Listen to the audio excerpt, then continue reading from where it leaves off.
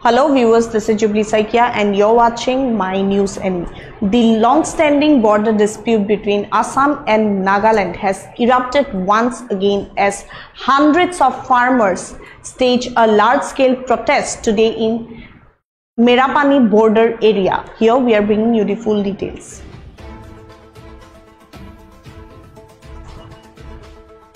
Assam-Nagaland border dispute sees renewed farmer protest.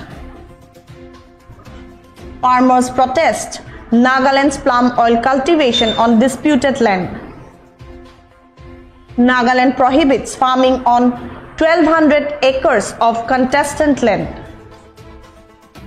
Assamese farmers cultivated this land for many decades. Nagaland section escalates tension before Supreme Court review.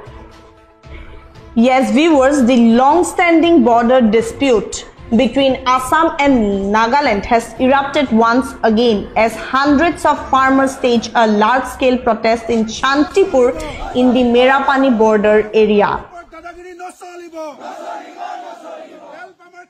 The protest comes in response to a directive issued by the Nagaland Agriculture Department which prohibits all cultural activity on a 1,200 acres of fertile land in the Bheluguri seed farm area, land that local Assamese farmers have been cultivating for decades under informal arrangements despite its location in the contested region. Farmers allege that the Nagaland government is attempting to assert control over the area by initiating palm oil plantation projects on land they claim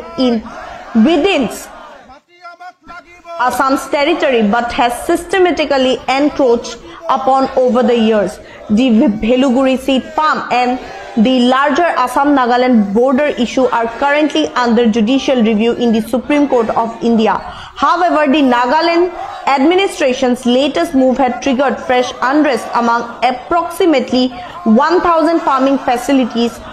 families who rely on their land for their livelihood. The farmers have accused the Nagaland government of acting aggressively without any consultation or legal resolution, further escalating tensions in the already sensitive border zone.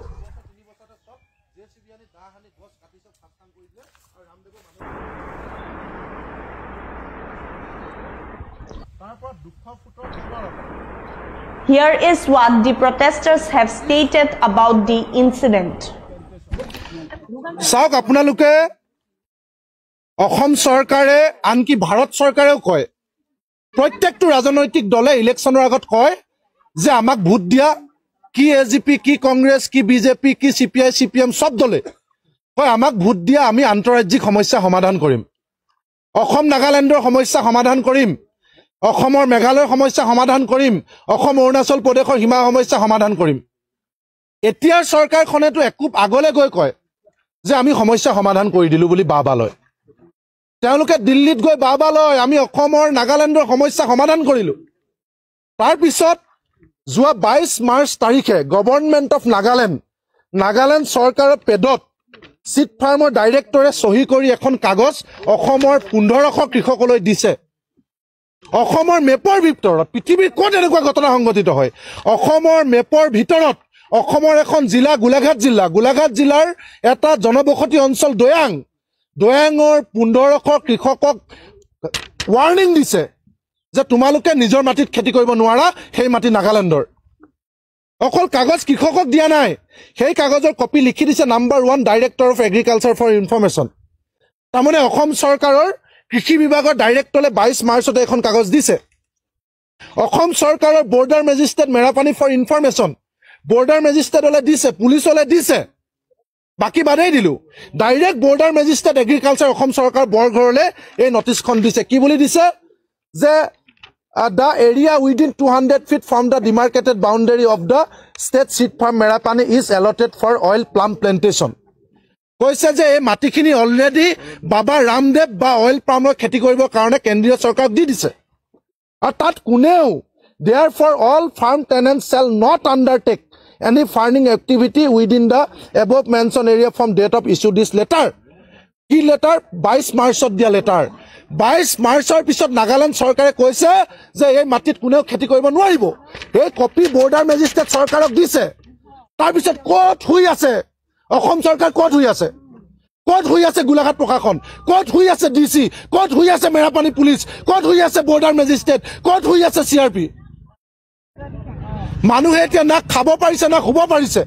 নুহুৱা নুখুৱাকে কেতিয়া নগাই আহি অসমৰ মাটি কাঢ়ি লয় ভয় আৰু আতংকত আছে ক'ত শুই আছে চৰকাৰ গতিকে আমি স্পষ্ট কথা 22 তাৰিখৰ পৰা 7 এপ্ৰিল আজি 15 দিন আমি বাট চাইছো 15 দিন মেৰাপানীৰ দয়াঙৰ মানুহৰ জীৱনক লৈ হেতালি খেলিছে কেতিয়া ই নগাই আক্ৰমণ কৰিব মাটি কাঢ়ি ল'ব ঠিক নাই গতিকে আমি আৰু বাট নাচাম আজি স্পষ্টকৈ কৈ দিছো আমাক ৰিজাল্ট লাগে নাই ৰঙামাটি নাই গুৱাহাটী আমাক কিয় মৰিবলৈ এৰি দিছে আমাক ৰিজাল্ট লাগে ইলেকশ্যন আহিব ভোট বিচাৰি আহিব আৰু আমাৰ বিপদৰ সময়ত তেওঁলোকে মুখ লুকুৱাই থাকিব এটো নহব আমাক ৰিজাল্ট লাগে আৰু যদি আমি ৰিজাল্ট নাপাওঁ তেতিয়া যিকোনো পৰিস্থিতিৰ কাৰণে সাজু হৈ থাকক এটো আমি হকিয়াই দিছো আমাৰ ল'ৰা ছোৱালী ইয়াতে নাতি ফুটি আমাৰ সব হৈ গ'ল এই কাৰণে আমি এইটো আমাৰ এইটো ওচৰতে আছিলে নাগাটো কেনেকা পালে এইটো মাটি আমি নাজানো আমাৰ মানুহ গোটেই হাবি খাটিলে গোটেই কিবা জংগল চাফা কৰিলে হাফলু কিটা সমান কৰিলে আৰু হাতী বাঘ গোটেই খিদিলে সব চাফা কৰি কিনে এতিয়াহে নাগায়ে এইটো মাটি ল'বলৈ কি হিমতৰ এনেকুৱা কথা ক'বলৈ পাৰিছে আমাক এইটো লাগে তো ফেচ দিব আমি মাটিটো এৰি নিদিওঁ আমাৰ ৰাইজে আমাৰ আয়ে আমাৰ ল'ৰা ছোৱালী গোটেই আমাৰ নাঙল আমাৰ ইটোই লাগে আমাক চৰকাৰৰ একো বস্তু নালাগে এতিয়াতো পোৱা নাই আৰু নালাগে আমাৰ মাটিহে লাগে